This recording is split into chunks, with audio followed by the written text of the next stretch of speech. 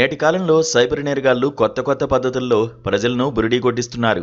అమాయకత్వాన్ని ఆసరాగా చేసుకుని అడ్డదారిలో డబ్బు సంపాదించాలనుకునే వారిని లక్ష్యంగా చేసుకుంటున్నారు. తాజాగా బీహార్లోని నవాడా జిల్లాలో ఒక విస్తుపోయే మోసం వెలుగులోకి వచ్చింది. పిల్లల్లేని మహిళలను గర్భవతులను చేస్తే 10 లక్షల రూపాయలు రివార్డు ఇస్తామంటూ సోషల్ మీడియాలో ప్రకటన చేశారు. ఆల్ ఇండియా ప్రెగ్నెంట్ జాబ్ అంటూ యాడ్స్ ఇచ్చి లక్షలాది రూపాయలు కాజేస్తున్న ఒక ముఠాను పోలీసులు పట్టుకున్నారు. ఈ ముఠా ఫేస్బుక్, వాట్సాప్ వంటి సామాజిక మాధ్యమాల్లో ఆకర్షణీయమైన మోడల్స్ ఫోటోలను పెట్టి ప్రకటనలిచ్చింది. పిల్లలు లేని ధనిక మహిళలకు సాయం చేయండి, లక్షలు సంపాదించండి అంటూ యువకులను ఊరిస్తారు. ఒకవేళ గర్భం దాల్చకపోయినా సరే సగం డబ్బిస్తామని నమ్మిస్తారు. ఈ ఆశతో వారిని సంప్రదించిన బాధితులకు రిజిస్ట్రేషన్ ఫీజు అని, సెక్యూరిటీ డిపాజిట్ అని, హోటల్ ఛార్జీలని రకరకాల పేర్లతో వేల రూపాయలు వసూలు చేస్తున్నారు.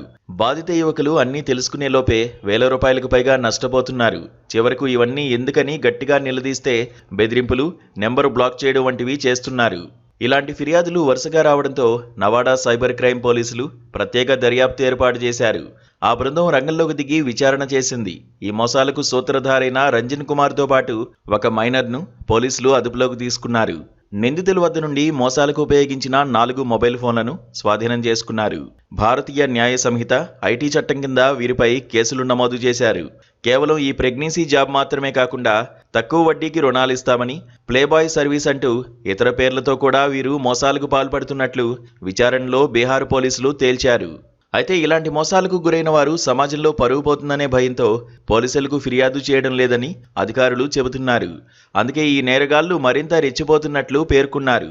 సోషల్ మీడియాలో వచ్చే వింత ఆఫర్లను, తక్కువ కాలంలో ఎక్కువ డబ్బు వస్తుందనే ప్రకటనలను నమ్మవద్దని పోలీసులు ప్రజలకు విజ్ఞప్తి చేస్తున్నారు.